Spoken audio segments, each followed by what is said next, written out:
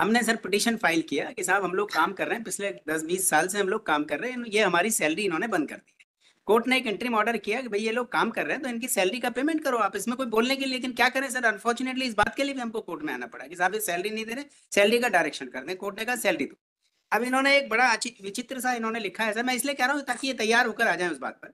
इन्होंने एक पैराग्राफ लिखा है कि साहब हमने सारे कलेक्टर्स को निर्देश जारी कर दिए हैं, और उसमें ये कहते हैं हमने कहा कि संस्था में कार्यरत कर्मचारियों की नियुक्ति के लिए दी गई employment exchange compulsory notification of vacancy act के प्रावधान का पालन किया जाएगा। ये बात कर रहे हैं कि अगर नियुक्ति जो है ये इसके तहत नियुक्ति होगी।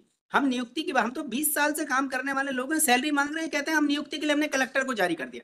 कल एक चिट्ठी मैं अभी पेश करूंगा साहब उसको, कलेक्टर ने लिख दिया कि आपको सैलरी नहीं मिलेगी क्योंकि आपकी नियुक्तियां अवैध, 20 साल पुरानी नियुक्तियों को अवैध बता रहे।